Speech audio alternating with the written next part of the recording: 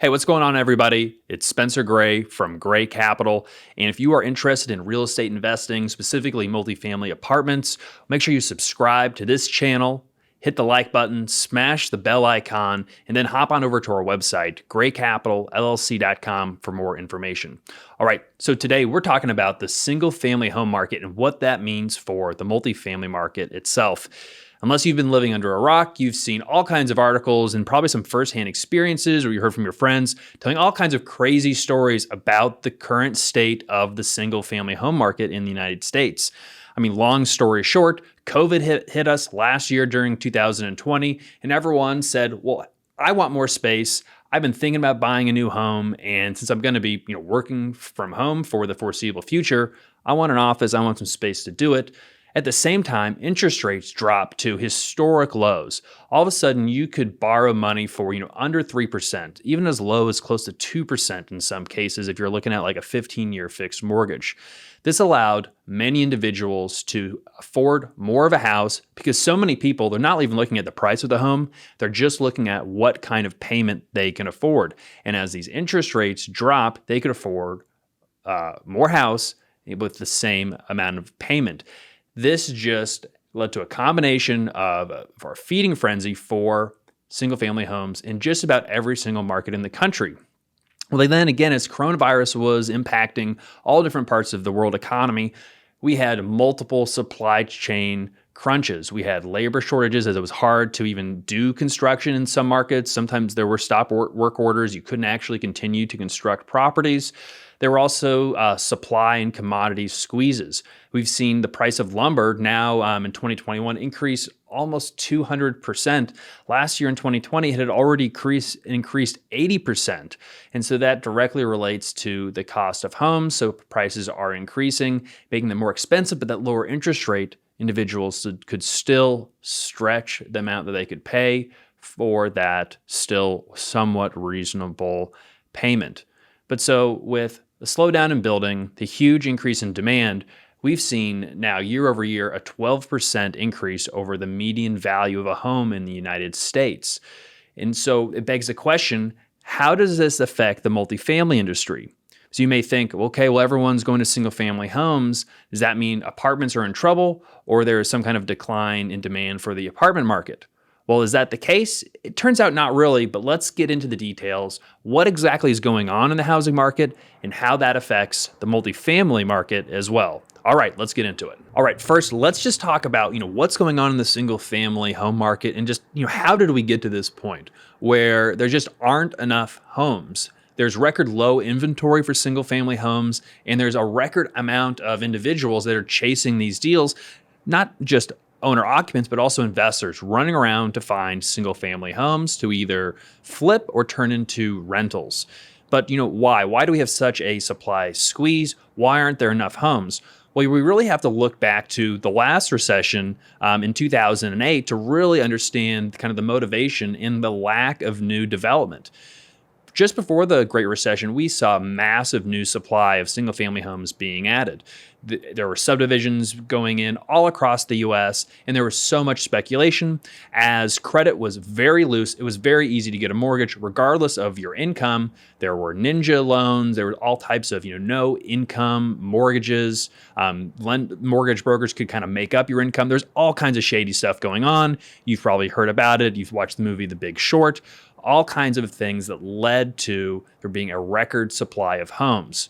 Well, finally, once the straw broke the camel's back and we saw home prices decline, values decrease, and homes go underwater, we saw not only homeowners, investors, individuals, we also saw developers left holding the bag for all of these different properties and homes that they had been building, just based on speculation because there was so much inventory being traded. We had far too much supply, and that gave a lot of lasting pain and left many scars to a lot of individuals, but especially developers and home builders, the ones that could really make it through.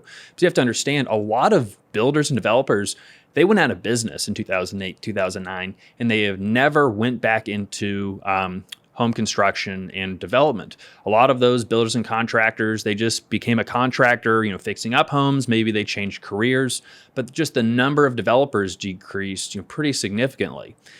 For the developers that were still around, they were very cautious of adding new supply because we still had all that supply from before 2008 that we still had to absorb.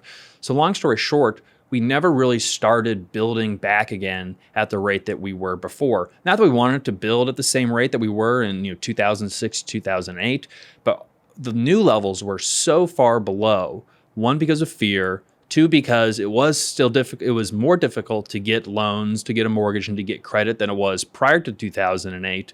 But all these combinations just did not lead to the massive building and construction of single-family homes that we saw pre-2008.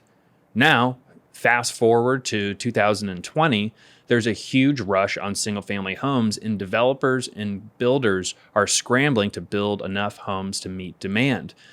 But there's a demographic shift and change that we all could have seen coming, but it's also occurring at this exact moment in time, creating a perfect storm for this supply to tighten. And that is millennials are at peak home buying age. So millennials, it can be a rough description, but think of, individuals that are kind of 25 to, 35, all the way up to 40 years old. They're at the peak, age where they're getting married, they're having kids, they're thinking about settling down to a long-term home, and ideally, often they want to buy that home. They want to live in the same place, to watch their kids grow up, be in whatever school district they want to be in, et cetera, et cetera, et cetera. So we have low supply, we weren't building enough, and then there's this huge demographic component who all of a sudden wants to buy homes. Also going on, all the baby boomers, the older generation, who were expected to start leaving their homes, moving to more adult living communities, senior living facilities, things like that, active adult, whatever you want to call it. They're staying in their homes. They're doing what is called aging in place, and we're not seeing that silver tsunami of homes from the older generation just flooding the market. So supply is still tight. There aren't enough existing homes, and there aren't new homes available. So what does this mean for the multifamily industry, though? Everyone wants single-family homes. Does nobody want apartments? Well, not only is that not true, this tightening in the single-family home market is actually making more individuals just become renters, potentially for life. Okay, now let's look at how it's affecting the multifamily market. All right, let's talk about multifamily. That's what we're dedicated to. That's what this channel is, directly focused on. Obviously, all this relates. But is the multifamily market, the apartment market, is in trouble? Is this going to be, great for renters? Are prices going to be declining? Bad for investors? There's just no one that wants to rent apartments anymore. Well, that's just not the case. What actually happens, it's not that, though, the demand for single-family homes increase and the demand for multifamily apartments decreases, kind of a one-for-one, zero-sum game. It's not zero-sum. When demand for housing increases, it increases across the board. Now, certainly we're seeing more demand for single-family homes, but that doesn't mean that everybody who wants a home can afford a home. So as prices rise for single-family homes, and right now the median price for a home in the United States is right around $350,000. That's up from about $320,000 just a year prior. And just the recent Case-Shiller pricing home data just came in. We've seen a significant increase, about 12% year over year, when the numbers just came out recently in February. So again, you may want to buy a home. You may be a millennial. You might want to, have your own little piece of the American dream. But with student debt and then the new higher price in housing, it may just not be affordable or attainable. And so this is what we call the renters by necessity. They might want to be homeowners, but they just don't have the luxury to actually make that down payment. Now, there's other renters, including millennials, who they could afford a home, but they're choosing to rent. That segment has been growing. It was the fastest segment of renters over the past several years. And while there certainly are some of those who've decided, okay, I've done renting, now I do want to buy, there's still a preference to many individuals who like the flexibility of renting, and they may decide, I'm going to, rent where I'm going to live, and I'm going to invest in real estate through other means. So I might invest into a multifamily syndication. I might buy a rental property and then rent an apartment somewhere, and I can move as frequently as I want to. I don't have to worry about maintenance, property taxes, and all of those things. And so as single family homes increase in price, it just prices more and more individuals away from being able to own an apartment. Now, not only is it just a circumstance of I want to buy a home, but I just can't afford it, we're seeing more individuals that are choosing to rent apartments. And we've seen that through our absorption data, our demand information in the form of occupancy and rent growth. So we're seeing individuals who, may want to stay a little bit longer at an apartment, but they really do value, where they live, and they've decided that renting is just the best option for them. If we were seeing a major shift in demand for apartments in general, that would start showing up in occupancy and absorption data. But when we look at the markets, especially the markets that we invest in at Gray Capital, we're seeing the highest levels of absorption and the highest rates of occupancy and the highest rates of rent growth that we have seen for years. I mean, it's really since mid kind of 2014 when the economy started picking back up again post Great Financial Crisis. We haven't seen rent growth really like this since that time period. So sure, there's a lot of demand for single family homes, but it's also showing up in the multifamily apartment market as well. Okay, we've really been talking about the demand for users of single family homes, for apartments. We're talking about the renters or the owner occupants of either of those single family homes or apartments. But let's talk about the investment demand, because that's another type of demand that drives the prices. Certainly the drive from renters, from prospective tenants, that can increase rents and occupancy. And that is a key indicator to know where the market is going. But also looking at sales information and just what the investor appetite is. It can be an indication of at least sentiment for the future, as well as just investor preferences. So let's look at single family homes versus multifamily homes. So in the single family home market, we're seeing, again, a lot of demand from investors in the single family home sector. But the challenge has been you're competing with owner occupants that aren't really analyzing a property and setting a purchase price based on a certain expected return metric. They're just trying to buy a home and see what their payment is. As long as they can afford that monthly payment, it seems reasonable to them. They don't care what the purchase price is. Unlike an investor who typically has some kind of return metrics they're going to target, whether that's a cash on cash return, internal rate of return, or an equity multiple on that property itself. So investors often are getting priced out of single family home rentals.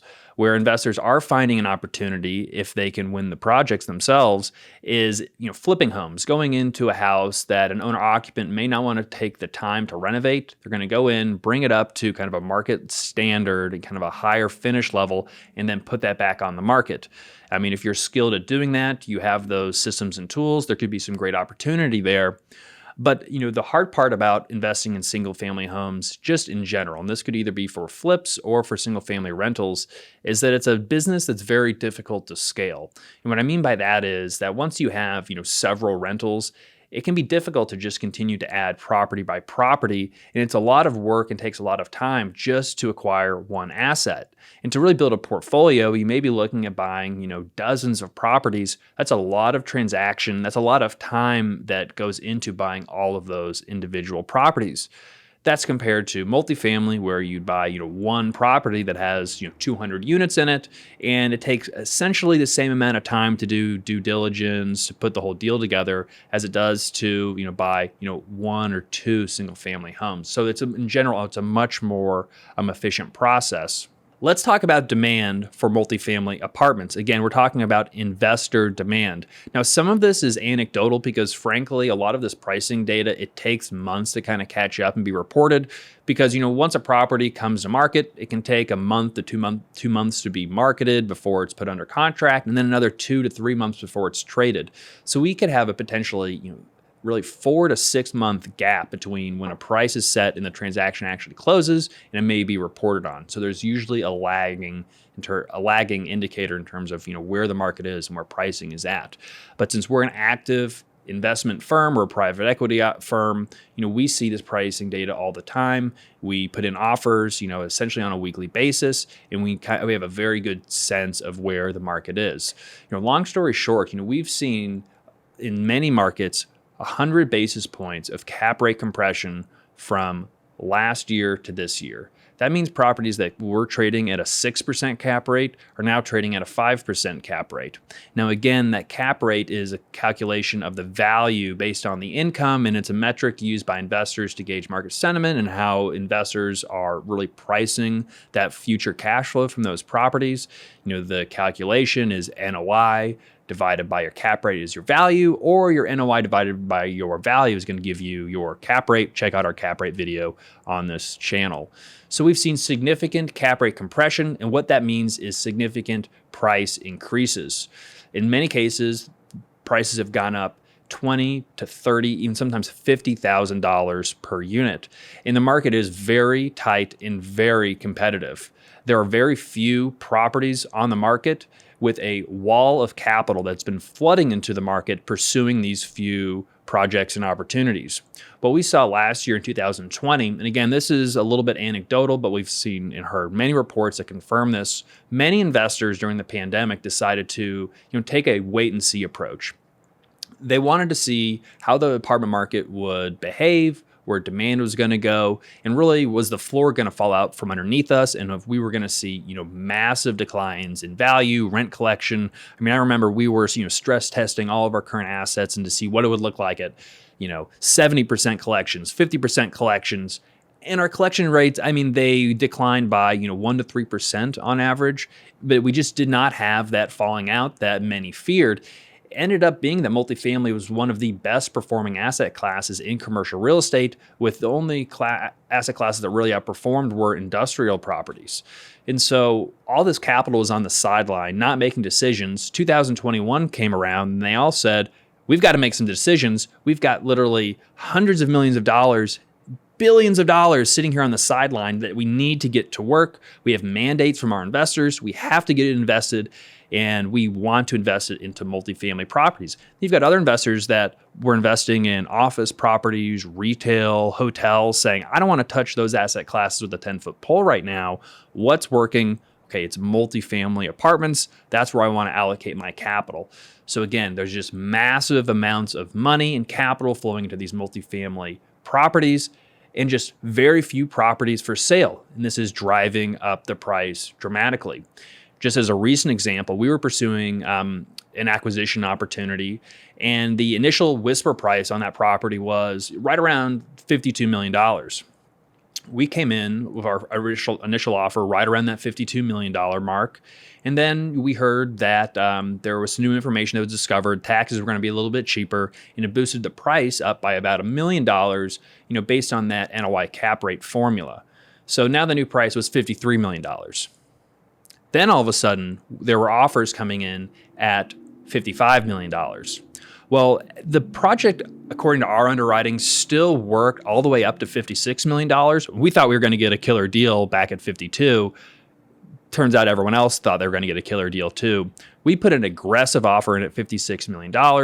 It still could produce a good return. We were clocking in just under a 15% IRR. Cash flow was, pretty good, averaging in the 7 to 8% range. We thought we would be the most competitive offer. We were putting in a high bid. It turns out someone else bid over $1.5 million above our $56 million offer. And so again, we went from $52 million all the way up to $57.5 million. So that is a $5.5 million swing from the initial whisper price just to the eventual sales price. And we've seen similar things happen in multiple competitions to be awarded multifamily assets. So there are still opportunities out there in the investment space, whether that be multifamily or single family home.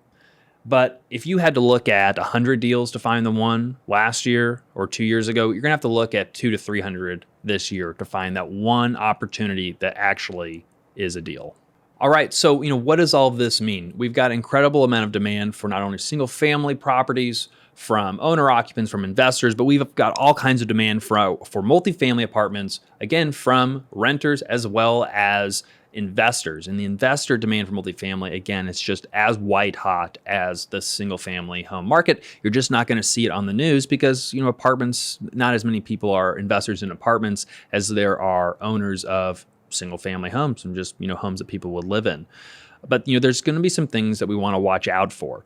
Firstly, it is possible to build too much. We don't have to look too far back to 2008 to know that we can oversupply. We can build too many homes. And if there's this massive feeding frenzy, we can kind of overextend ourselves and get over our skis. So that's something we have to worry about.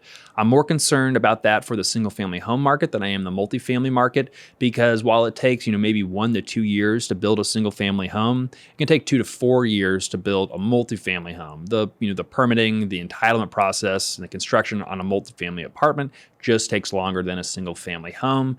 And it's easier for someone to decide to, pull the trigger on building a single family home than it is to build a large apartment community. Interest rates are also going to be big. And that's on the multifamily and the single family home side. With the amount of demand, I think we've got some room for interest rates to continue to move up before it really starts to hamper demand.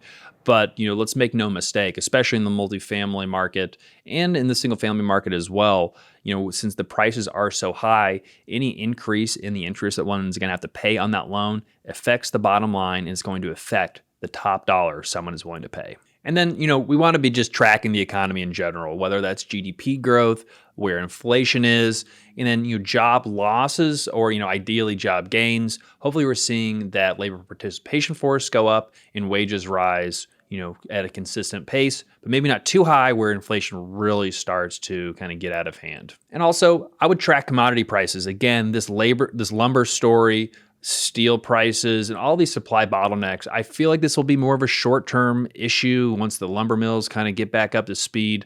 But if lumber gets to a certain price, materials get to, a certain price point, again, that could really put a lot of pressure on housing prices and make them even more unaffordable as they are today.